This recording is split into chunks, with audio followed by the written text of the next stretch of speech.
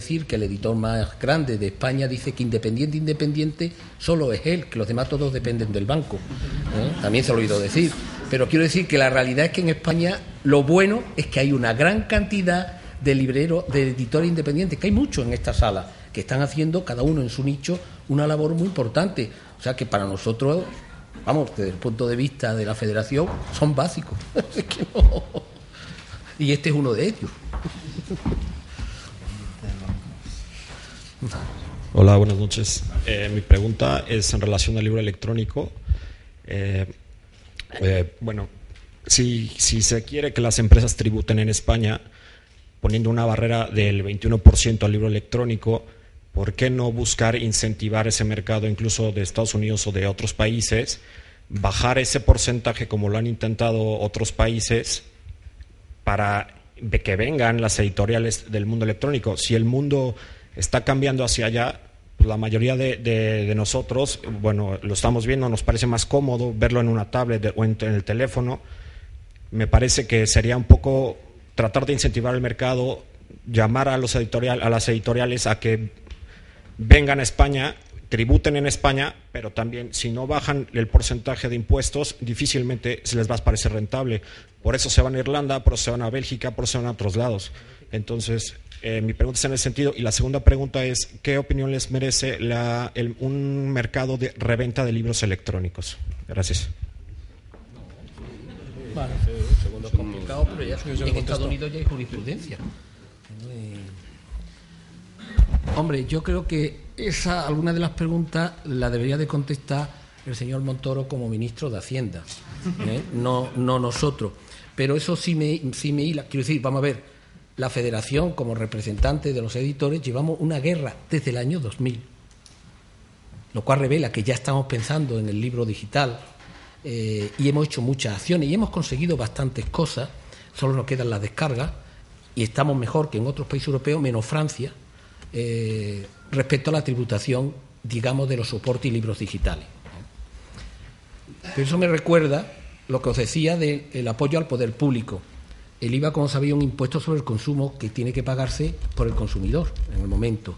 Bueno, pues la Unión Europea, que tiene competencia en estas materias, y no olvidéis nunca, gran parte de la financiación de la Comisión se hace con cargo al IVA, dio una directiva que termina su vigencia el 1 de enero del año que viene, del 2015, que es, como diría la película Amanece, que no es poco, un contradios. Se paga no por el consumidor, sino en el país de origen, en Luxemburgo, que es la razón por la que se instalan allí. Un contradios, es una forma de ayudar a un país poco serio, porque, con todo los respetos, Luxemburgo es un país muy poco serio. Luego, el problema es de las autoridades tributarias nacionales y comunitarias. Aquí hemos pedido por activa y por activa, nosotros, nunca me he visto acompañado ni por Apple, ni por Google, ni por Amazon, gastando muchos recursos en dictámenes, en presiones, para que nos bajen el IVA. Una y otra vez. No sabemos cómo explicarlo. Nos dijeron, tienen que cambiar el diccionario. Cambiamos el diccionario, caramba, para que se introdujera el concepto de libro electrónico.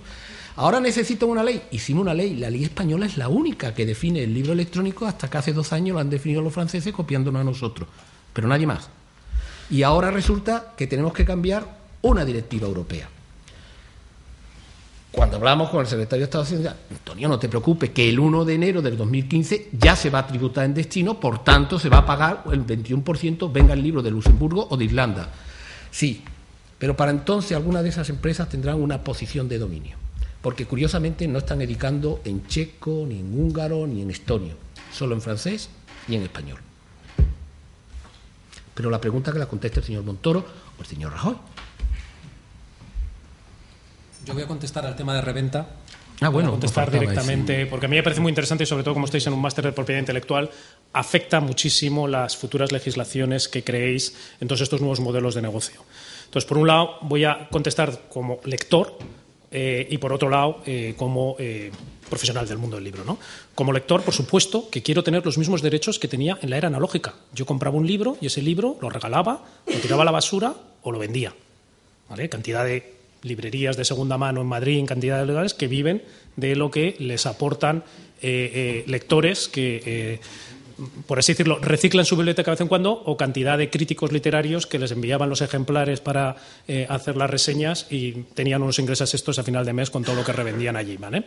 Ese derecho que teníamos en la era analógica deberíamos tenerlo en la era digital. Y en Estados Unidos le llaman la doctrina de la primera venta, ¿vale? Que esa primera venta es propiedad del que la ha comprado.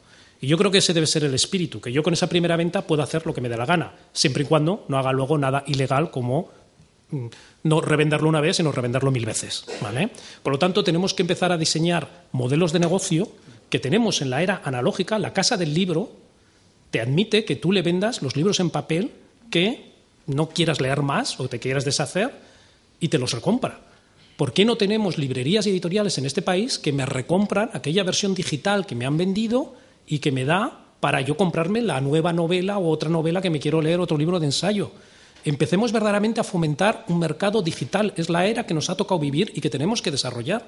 Y todos estos modelos, en vez de decir no porque supuestamente va a haber una piratería, no, busquemos el modelo de negocio y la legislación acorde que verdaderamente le dé una solución a ese tema. Un compañero tuyo también ha comentado el tema de los modelos de suscripción.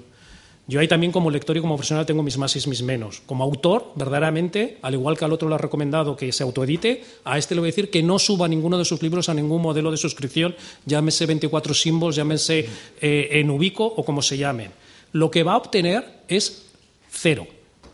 Cero, cero. Ahí sí que ganan las plataformas promotoras, ¿vale? Y a mí lo que me duele es que editores, y los que me representan, porque en mi caso me publica Planeta, tengo una plataforma que básicamente nutre a sus intereses comerciales, que es absolutamente legítimo, pero no está en la defensa legítima, supuestamente, de la contraprestación de sus autores. Porque cada vez que alguien supuestamente abre uno de mis libros, para que yo sea compensado, tiene que leerse 2000 caracteres y estar en cada una de las páginas 60 segundos. Si queremos, hacemos el ejercicio, bueno, no voy a coger ese tiempo, de cuántos minutos son 60 segundos en pantalla. Es una eternidad. Te da tiempo de ir al baño y volver. Por lo tanto, yo como autor nunca soy compensado. Por favor, revisar como futuros legisladores de propiedad intelectual esos contratos y asesorarnos adecuadamente a los autores, porque no lo están haciendo los editores. Y no tengo nada en contra, Javier, contra los editores. Todo lo contrario, lo he dicho desde el principio. Admiro lo que habéis hecho en el siglo XX y anterior. Lo que tengo mis dudas, si es una pregunta o no ha sido una afirmación, es qué es lo que me aporta un editor en el siglo XXI. Y me gustaría tener la respuesta. No. No debe de hablar. Yo voy a hacer una pregunta, no voy a hacer una pregunta ponencia, voy a hacer una pregunta muy directa. Descargas. Bueno, esto es un máster de propiedad intelectual. Yo imaginaba que a estas alturas ya habría salido el tema de las descargas. Mi pregunta es muy concreta. ¿Cómo creen algunos de ustedes, o cada uno de ustedes, o todos ustedes, como ustedes prefieran, que puede detenerse la piratería en Internet? Han hablado del círculo legal, y ustedes están metidos en el círculo legal, obviamente, pero hay un círculo ilegal. ¿Eso se puede parar? ¿Se va a parar? ¿No les preocupa? ¿Cómo el papel sobrevivirá? ¿Es irrelevante? Un momento. Tengo dos peticiones de la palabra, allí y aquí. La intervención del profesor Garrote pasa página y entra en piratería. ¿Las intervenciones tienen que ver con lo que veníamos hablando? Porque si lo que hacemos es pasar página, pasamos página y entonces, en principio, la palabra es de la mesa y trata de contestar. Algo anterior. Pues brevemente, por favor.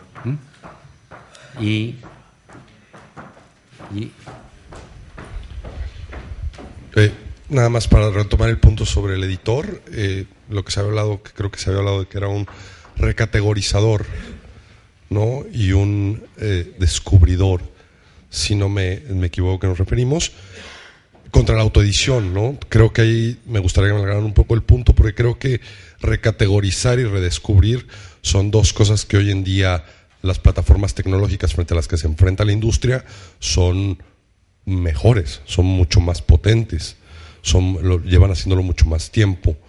Entonces me gustaría saber si estamos planteando al editor del siglo XXI y haciéndolo prescindible, haciéndolo una figura obligatoria, me gustaría saber, no sé, por no tomar mucho tiempo, cuáles son las 3 o 4 características que puede hacerlo absolutamente prescindible, absolutamente necesario, que no cubren estas plataformas que hoy en día van a comerse o están tratando de comerse la figura del publisher. Sí, por alusiones, absolutamente necesario, yo en absoluto considero que sea. Eso lo dirá el mercado, en todo caso, la sociedad, ¿no? ¿Qué editor es necesario o cuál no? Es decir, yo lo que sí creo es que, en general, la función que hace el editor sigue siendo necesaria. Internet proporciona, en general, muchísima información. La dificultad está en filtrarla y en ordenarla. Y eso es una labor que tiene que hacer prescriptores. Y los prescriptores, por supuesto, que pueden, digamos, trabajar a través de Internet, faltaría más. Pero, quiero decir, la función conceptual tiene que hacerla un editor, un librero, un crítico, un prescriptor. Esto es así en el siglo XXI, era en el XX, era en el siglo pasado, anterior, y lo seguirá siendo toda la vida. La cuestión del canal por el que se transmita esto es secundaria, ¿no?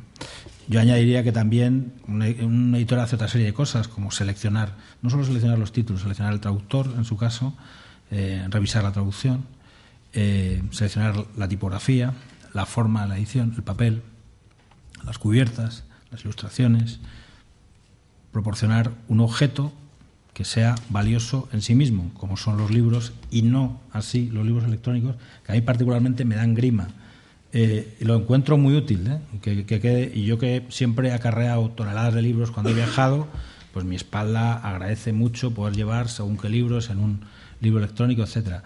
Pero me parece que son cosas no solo compatibles, sino que además cada una ofrece una cosa en parte común, pero también una parte considerable muy distinta.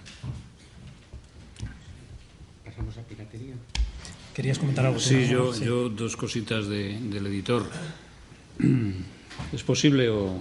Sí, pero me limito. Sí. No, solamente decir que yo creo que el editor seguirá siendo necesario en el mundo digital, porque no solo se trata de prescribir, se trata de aportar valor añadido al libro digital y aportar servicios complementarios que no te pueden aportar otros ámbitos, ¿no? Y aportar garantía y confianza. Igual que van decantándose determinados periódicos en el ámbito digital como periódicos serios, periódicos fiables, periódicos a los que hay que acudir, pues yo creo que ocurrirá igual en el ámbito digital con los e-books y con los editores. Y la segunda cuestión que quería decir, que tiene que ver con el libro en papel y el libro digital, porque yo discrepo con que esté muerto el libro digital. Yo dirijo una colección de poesía y ayudo en Barleby Editores a la colección de narrativa. Bueno, pues a nosotros nos llegan escritores o poetas o narradores que tienen 22 años, 25 años, 19 años, que se han criado ya en la cultura digital y en la pantalla, que han jugado de niños con la PlayStation, han estado bien combinando la televisión con el ordenador, y cuando te llegan a la editorial tú les dices, no, pero tú puedes perfectamente colgarlo en digital, lo puedes poner en tu blog, ahí está Amazon, te lo puedes editar, y ellos te dicen, no, yo quiero un libro en la librería donde se pueda coger, se pueda tocar, se pueda palpar, se pueda leer, y no lo quiero de otra manera. Y efectivamente, si queréis lo sacáis en digital, pero yo lo que quiero es un libro. Entonces, y esos son jóvenes, ¿eh? El libro infantil y juvenil ha aumentado en las últimas ferias del libro, creo recordar, y son chavales que tienen 10, 11 años que están metidos, inmersos en la cultura digital. Las encuestas del mercado norteamericano, que hay que seguir. Entonces yo creo que van a convivir. No. Los alumnos norteamericanos de la enseñanza obligatoria, para divertirse, la tablet, para estudiar y trabajar, el libro en papel. Reciente, que están ahí, las encuestas. Esto no lo sé, pero en literatura pasa eso. Una pequeña, Rodrigo. Para cerrar ese tema, ahí yo para añadir una reflexión, porque yo creo que es un tema en esto. Si hemos asumido que los docentes en el aula tienen que cambiar su papel y su función, Yo creo que lo hemos asumido. ¿Por qué no empezamos a asumir cuál debe ser el papel del editor en el siglo XXI? Que todo lo que ha escrito Javier es cierto, pero es que en el siglo XXI tiene que tener nuevas habilidades, además de esas, tiene que asumir nuevas habilidades y nuevas funciones. Cuanto antes empecemos a asumirlas, mejor entenderemos esta época que nos ha tocado vivir. Y se nos olvida una cosa. Virginia Woolf se autoeditó con su marido, creó una editorial.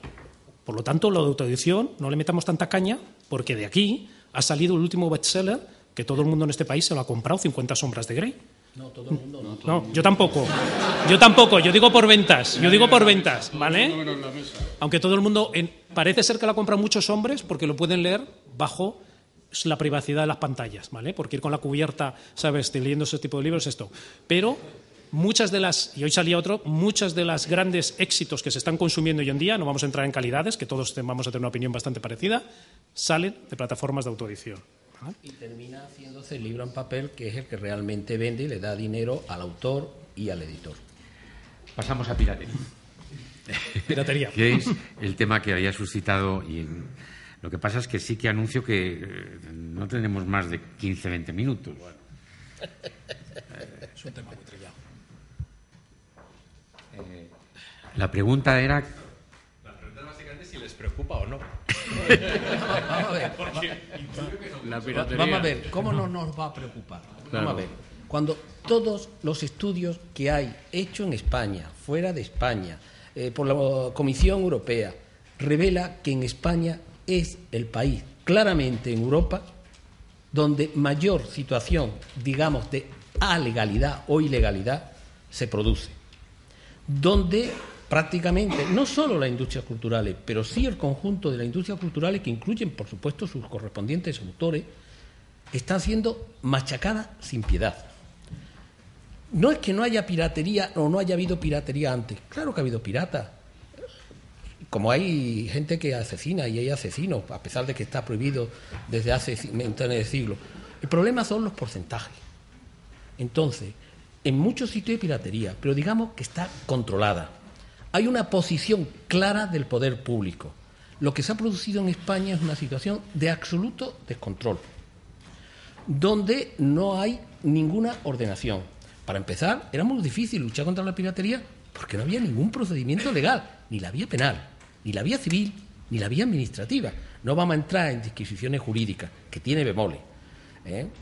Tampoco los poderes públicos han hecho nada por pararlo. Yo le doy una enorme responsabilidad. Y es una situación que se le ha ido de las manos. No es una casualidad que los norteamericanos en su famoso Super 301 incorpore permanentemente a España, la han sacado ahora, pero han avisado que las posibilidades de que nos vuelvan a meter son muy altas este mismo año.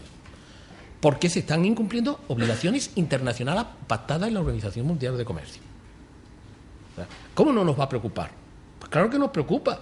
Cuando cada libro y casi todas las novedades literarias están saliendo en digital y en papel en España, y las ventas han caído porque lo que se ha disparado es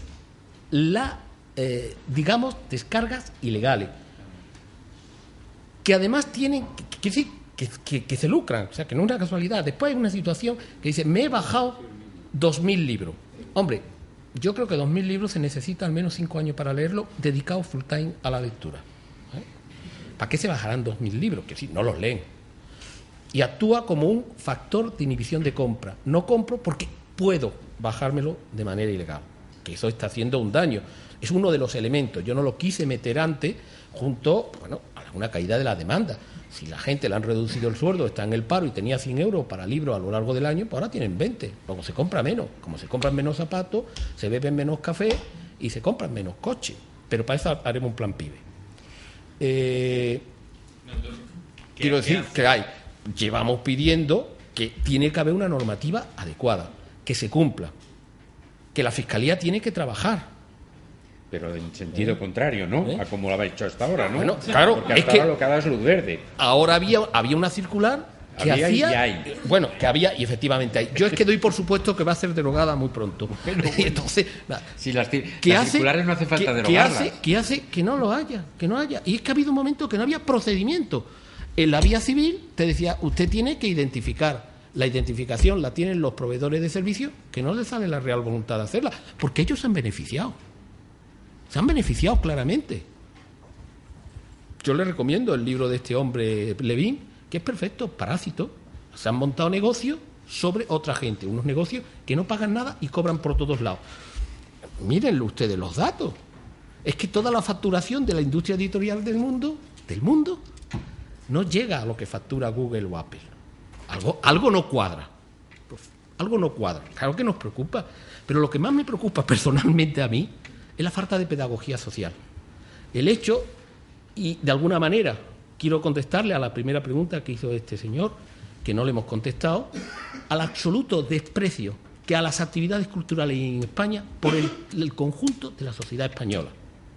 Absolutamente. Robar una canción, una película, un libro, no es ningún problema. Está bien visto socialmente. Entrar al Corte Inglés y robar un ordenador en el Corte Inglés será sancionado. Y no le quiero contar el famoso derecho de acceso a Internet si usted deja de pagar la mensualidad de la ADSL. Me río yo a dónde va el derecho a Internet, porque sin contemplaciones se lo quitan. Después vienen las explicaciones, que es que no, que fue un error del banco, pero automáticamente se lo quitan. Claro que nos preocupa. ¿Y qué es lo que le estoy diciendo? Es que nos falta una regulación, por un lado, y una voluntad política de aplicarla, porque no la ha habido. Desgraciadamente no la ha habido. Yo cuando hay una cosa que ocurre porque no ocurre, siempre digo, ¿por qué será? ¿Por qué será? Las licencias de telefonía en España fueron muchísimo más caras en millones que las alemanas. Qué casualidad.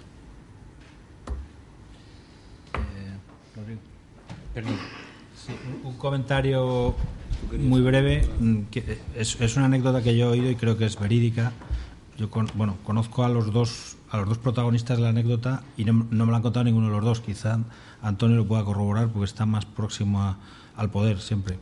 En el Consejo de Ministros en el que se iba a aprobar la ley antipiratería, la ley Sinde, el reglamento, la ministra de Cultura salió llorando del Consejo de Ministros.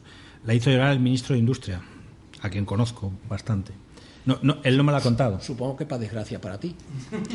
Quiero decir, hay una lucha de intereses sectoriales evidente y hay un sector que está ganando a otro sector.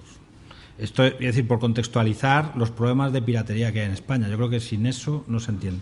Hay un problema social también amplísimo, etcétera, etcétera. Si me permite, porque, esto es real, me lo ha contado Alfredo Rubalcaba. Yo no puedo contar lo que una ministra dijo de otro ministro, porque, como ustedes sabéis, las deliberaciones del Consejo de Ministros son secretas y no se pueden contar. Excepto si uno es periodista, entonces se filtra tranquilamente. Pero aquello estaba aprobado. Yo recuerdo, yo estaba en París, en una reunión que había convocado el Senado francés sobre temas digitales, porque constantemente el mundo editorial en todo el mundo está en foro y demás sobre temas digitales. Esto fue en el Palacio de Luxemburgo y me llamaron, que tranquilo, que aquello estaba aprobado. Me llamaron la tarde antes, que se iban a oponer una parte del PSOE, hubo que montar una pequeña coalición montar un pequeño. A las 8 de la mañana estaba aprobado, a las 10 de verdad estaba para coger el avión, estaba aprobado. La ley, el reglamento famoso, estaba aprobado. Ese reglamento que hizo el PSOE lo aprobó después el PP en su primer Consejo de Ministros.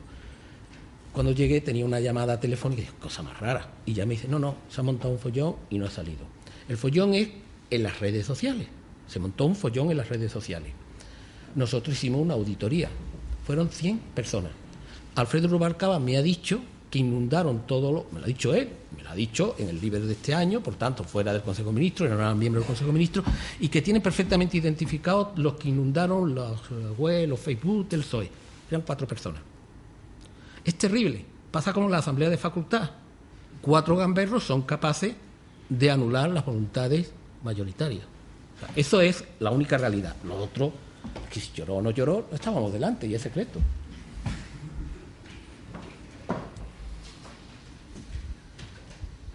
Sí.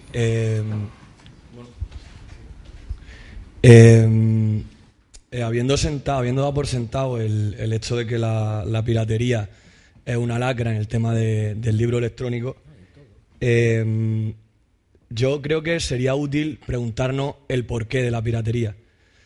Es esta generación, entre la que yo por supuesto me incluyo, de devoradores de libros electrónicos por naturaleza pirata, o existe una demanda no atendida por parte de la industria de poner a disposición del público contenido literario de manera digital.